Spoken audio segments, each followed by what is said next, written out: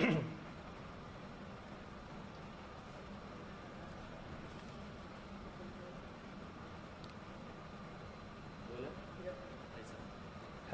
क्या कहना चाहिए जीवन स्मोक क्या एक क्राइम ड्रामा है, इसमें बहुत सारा मनोरंजन है। इसमें मैं हूँ, इसमें जिम भी है और भी लोग हैं जिनको आप पसंद करते हैं, तो आपको डेफिनेटली ये अच्छी लगेगी। ये पावर और ग्रीड के बारे में है।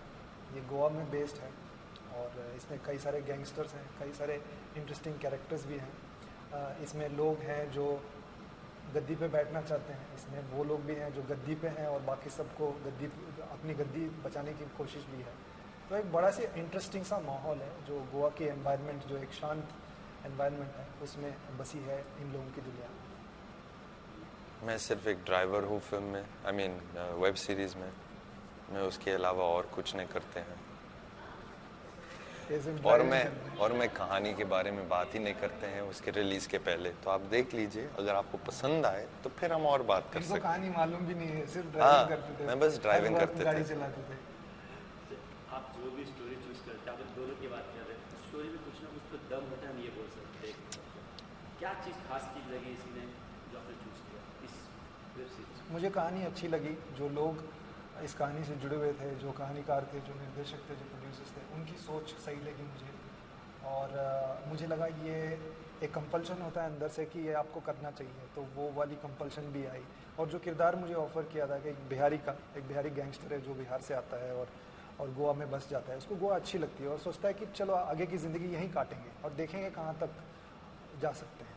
तो वो किरदार भी मेरे लिए इंटरेस्टिंग था और एक नई दिशा में एज अ कलाकार, मेरी करियर भी एक नई दिशा में जा रही थी, तो उसके लिए ये सही था। आपको क्या चीज़ खास चीज़ लगी? कि गोवा में सेट है तो मैं रोज़ तैर सकते हैं समुद्र में। समंदर में तैरते थे रोज। इनको बड़ा अच्छा लगता है। तो बैंगलोर से हैं? मैं सीरियस आंसर दूंगा, उठ पटांग आंसर जो है ये सज्जन देंगे आपको।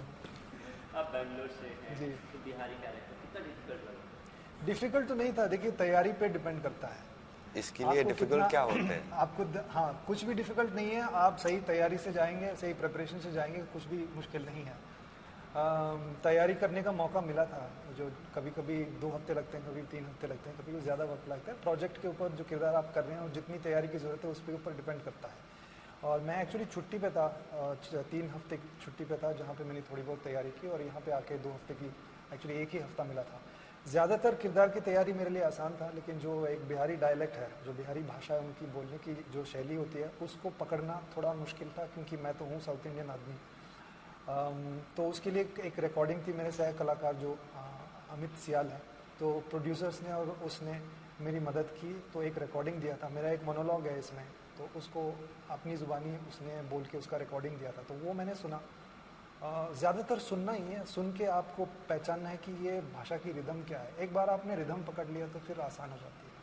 इसके अलावा शायद कुछ इंसिडेंट्स भी हुए कि शायद आपके पैर में कुछ फ्रैक्चर्स थी, किस तरह से मैनेज किए? ये पैर में फ्रैक्चर नहीं, मेरी टांग टूट गई थी। बीच में 10 दिन की छुट्टी थी, तो मैं गया था कश्मीर, स्कीइंग करने के लिए गया था मैं। स्कीइंग करने के लिए वहाँ पे गिर गया पहाड़ों पे और फिर टूट गई, मेरे लिगामेंट सारे उड़ गए यहाँ पे राइट नी पे, और फिर वो वापस बनाने पड़े, लेकिन सर्जरी नहीं करा पाया मैं। तो मुझे लगा डेफिनेटली मुझे निकाला जाएगा इस शो से। हीरोज बोलेगा बेटे ये बहुत अनप्रोफेशनल चीज़ है, और था भी। मेरे हिसाब से मुझे बुरा इस बात का था कि मैंने अनप्रोफेशनल एक कुछ चीज़ होने दिया मेरे साथ। चोट लगने से ज़्यादा बुरा नहीं लगा था मुझे, बट लेकिन उन्होंने मेरा साथ दिया और मुझे समय दिया, और फिर पैचअप करके ब्रेस पहन के सारा, और लगभग मैंने 70% पूरा एक ब्रेस, कपड़ों के नीचे एक ब्रेस था जो नी को ऐसे पकड़ के रखता था, नहीं तो वो निकल जाता था बाहर, तो वो पहन के किया। तो और क्या था, और बहुत सारे चीज़ मज़े तो बहुत किए। गोवा तो एक एटमॉस्फेयर ही ऐसा है कि आपको बहुत शांतता मिलती है वहाँ पे। आप पार्टी करना चाहेंगे तो आप पार्टी भी कर सकते हैं, आप कुछ नहीं सिर्फ अकेले बैठना चाहेंगे तो उसके लिए भी बहुत बढ़िया जगह है। कल्कि को डेंगू लगा, कल्कि को डेंगू हुआ था, तो उसको ले जाना था, मैं अस्पताल ले जा रहा था उसको ड्रिप चलाने के लिए। ये भाई साहब तो बिजी थे, तो ये इनकी पद्मावत शूट भी चल रही थी, तो ये तो ज़्यादातर सोते थे या शूट करते थे, और या तो प्लेन पे बैठ के ट्रैवल करते थे। नहीं तो तैरते थे, अधनंगे घूमते थे सब जगह। यहाँ पे बॉडी बना ली थी भाई साहब ने, तो यहाँ पे वहाँ पे एक बर्गर फैक्ट्री करके एक जगह थे, अक्सर वहाँ जाया करते थे। तो वहाँ पे मैं पूछता था कि मतलब हाँ आया था जिम यहाँ पे अपने डोले दिखाते हुए आया था, ऐसे वो लोग बहुत फेमस था यहाँ पे गोवा में। और टॉम वॉल्टर का भी टॉम जी के साथ में मैं कहूँगा कि अभी पीछे देखते हुए काफ़ी बुरा लगता है यार, सब मैं ही बोल रहा हूँ, तू बोलना टॉम जी। क्योंकि हम लोग को पता भी नहीं था ना कि वो बीमार थे, उसके पास कैंसर थे, हम लोग को पता नहीं था। मुश्किल था उनके साथ काम करना, क्योंकि कभी कभी हमें तब समझ नहीं आता था, लेकिन अब पीछे मुड़ के देखते हुए पता चलता है कि वो पेन में थे। हाँ, पेन में, बहुत दर्द में थे, उनको कैंसर था। और इस बात की इल्म भी थी शायद कि वो ज़्यादा दिनों के मेहमान नहीं थे, तो मुझे लगता है उनको पता था कि वो जा रहे हैं। तो हमें बहुत मुश्किल होता था उनके साथ कभी कभी काम करने में। और इन दोनों के बीच में कुछ एक विवाद भी हुआ था, एक छोटी सी एक छुटमुट घटना भी हुई थी, आर्गुमेंट टाइप का होता है। लेकिन अभी बहुत बुरा लगता है। शायद हम लोग थोड़ा और इस बात अगर हम लोग को पता था तो उसको और भी थोड़ा और पेशेंटली उनके साथ काम जेंटल होता था उनके साथ, पर हम लोग को पता नहीं था, इसलिए बुरा लगा जब खबर मिली कि वो चल बसे। हाँ। ऑफसेट किस तरह का माहौल था? क्या ऑफसेट किस तरह से माहौल था? अरे मतलब गोवा में है तो बहुत ही रिलैक्स्ड और फनी इंसिडेंट जो हमसे शेयर कर सकते कौन सी इंसिडेंट? फनी इंसिडेंट तो शाम को शूटिंग पैकअप होने के बाद जब बोतलें खुलती हैं तो सब लोग, फैजल और सब लोग बैठते हैं, तो बहुत सारे फनी इंसिडेंट्स होते हैं। हमारे एक प्रोड्यूसर है फैजल मलिक, हमारी फिल्म कंपनी करके हैं, तो वो उनके फैजल के पास कितने कहानी बहुत है, मनोरंजक आदमी है वो। मतलब जब वो शुरू होते हैं ना बात, तो पूरी रात के लिए हंस सकते हैं। ऐसा निकल जाएगा 3-4 घंटा हंसते हंसते पेट में दर्द होने लगा। ड्रग्स पे एडिक्ट है, ड्रग्स पे डिपेंड है मूवी। यंगस्टर्स काफी चाह है ड्रग्स के एरिया में देखने को, तो इस मूवी से तो कुछ सीख मिलेगी। ड्रग्स के बारे में नहीं है फिल्म, ड्रग्स के बारे में नहीं है। गोवा में बेस्ड है, जो ड्रग ट्रेड है उसका एक कहानी का बहुत ही एक अहम हिस्सा है, लेकिन ड्रग्स के बारे में नहीं है ये फिल्म। यह फिल्म मैं कह रहा हूँ, ये सीरीज, ये कहानी है लालच के बारे में, पावर के बारे में। बस कुछ मैसेज देगी ये मूवी? जिनको जो मैसेज मिलना है वो मिल जाएगा, लेकिन ये सिर्फ मैसेज देने के लिए हम लोग ये बना रहे हैं। और ये कहानी अलग है, ये मैसेज वाली कहानी नहीं है, लेकिन ऐसा नहीं है कि बिल्कुल मैसेज ही नहीं है इसमें, है। और मुझे लग रहा है सभी चीज में मैसेज होने का कुछ जरूरत भी नहीं है। पर्सपेक्टिव पे डिपेंड करता है। देखिए जो है माहौल ऐसा है, मतलब सब चीज में मैसेज है। जो आप ढूंढते हैं उसमें आपको वो समझ जाएंगे लोग, जिनको मैसेज की जरूरत है उनको मिल जाएगी। नहीं को हमारा टीजर ही होता था, स्मोक डोंट डू ड्रग्स, पर ऐसे तो नहीं है ना, दुनिया ऐसे इतना आसान नहीं है कि ये अच्छा है और ये बुरा है। किस तरह का एक्सपीरियंस रहा? मंदिरा बेदी है, कल्की है, अमित साध है, काफी अच्छे, अमित सियाल किस तरह का एक्सपीरियंस रहा उनके साथ काम करने? चलो आप मुझे तो बहुत 2-4 शब्द मेरे बारे में अच्छी बातें कर। मुझे तो बहुत पसंद आया इन सब लोग के साथ एक्टिंग करने के लिए। मेरे पास ज़्यादा सीन्स नहीं था गुलशन के साथ, पर जो भी मैंने देखा सीन पे मुझे लगा कि ये तो बहुत ही बढ़िया काम कर रहे हैं। बाकी लोगों के साथ में सब लोग का एक्टिंग एकदम अच्छा था, कोई प्रॉब्लम ही नहीं था। लेकिन कुछ लोग पहचान के थे, जाने पहचाने थे।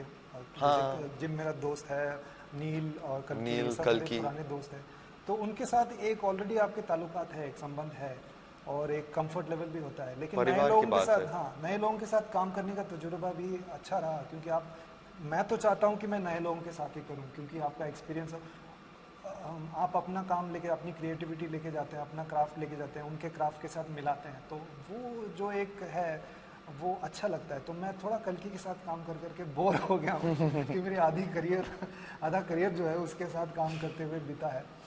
लेकिन वो मेरी बहुत अच्छी दोस्त है। लेकिन अमित के साथ, अमित बहुत ही बेहतरीन कलाकार है। प्रकाश बेलवाड़ी हैं जो एक एक्टर हैं, बहुत ही, उनके साथ बहुत मज़ा आया। टॉम जी के साथ में भी मज़ा आया, ऐसा नहीं कि बिल्कुल मज़ा नहीं आया। ये तो अच्छा नहीं होगा और फेयर भी नहीं है। तो बहुत ही पुराने और मजे हुए और एक थेस्पियन कलाकार हैं वो हमारे देश के। और मंदिरा के साथ भी बहुत अच्छा रहा तजुर्बा। एक बहुत ही अच्छा क्या कहते हैं जो ensemble है, आई थिंक एक बहुत ही स्ट्रॉन्ग ensemble है स्मोक की। डिजिटल प्लेटफॉर्म में क्या क्या मानना है आपका, क्या कहना चाहेंगे यंगस्टर्स में कितना बेस्ट प्लेटफॉर्म मानते हैं आप? फिलहाल इमर्जिंग मीडिया है, लेकिन मैं मानता हूँ कि काफ़ी पेनिट्रेशन का दिन ब दिन बढ़ती जा रही है। लेकिन एक ज़माने में टेलीविज़न था लेकिन अभी टेलीविज़न सबसे पेनिट्रेटेड मीडिया है इंडिया में। और लोग अलग अलग हमारे देश की खासियत यह है कि इसमें बहुत डाइवर्सिटी है, कल्चरली भी है डाइवर्सिटी। उस हिसाब से कहानी को और एंटरटेनमेंट को कंज्यूम जिस तरह से करते हैं उसमें भी डाइवर्सिटी है। तो वो जो एक मांग है, वो जो एक नीड है, उसको पूरा कर रहा है जो ऑनलाइन सीरीज़, क्योंकि एक अलग किस्म की कहानियाँ। और कुछ कहानियाँ ऐसी हैं जो आप 1.5 घंटे में नहीं कह सकते, 2 घंटे में नहीं कह सकते। आपको चाहिए एक सीरीज़, आपको 2-3 सीजन्स चाहिए, तो वो एक फ्लेक्सिबिलिटी मिल जाती है आपको। अलग अलग किरदारों पे फोकस हो सकता है। ऐसा नहीं है कि सिर्फ प्रोटैगनिस्ट एक ही हैं, इंटरेस्टिंग कैरेक्टर्स बहुत सारे होते हैं, तो उस पर भी आप ध्यान दे सकते हैं। तो वो एक और एक डिटेल तरीके से और एक लेयर्ड तरीके से आप कहानी को और किरदारों को दिखा सकते हैं। तो उसकी एक बैंडविड्थ जो है, उसकी एक फैसिलिटी जो है आपको मिल जाता है वेब सीरीज़ से। सर आप कुछ कहना चाहेंगे इसके बारे में? मैं ज़्यादा उसके बारे में सोचते भी नहीं हूँ। अगर कहानी अच्छा है तो मुझे करना है, बस। ये अच्छी सोच है एक्चुअली, बहुत अच्छी सोच। Short film, web series, feature film, TV show, जो भी है, अगर कहानी अच्छा है और मेरा कैरेक्टर अच्छा है तो मुझे करना है। Good answer. इसके अलावा 2018 का आपका फुल पैक है जैसे कि दिख क्या? रहा है, क्या कहना चाहेंगे फ्यूचर प्रोजेक्ट्स के बारे में? फ्यूचर प्रोजेक्ट्स, इस साल मैंने 2 अंग्रेज़ी फिल्म किया है। एक उसका नाम है वेडिंग गेस्ट, राधिका आप्टे और देव पटेल के साथ। वो टोरंटो फिल्म फेस्टिवल में उसका प्रीमियर हुआ। अभी तक मैंने फिल्म नहीं देखा है, तो क्या पता कैसा है।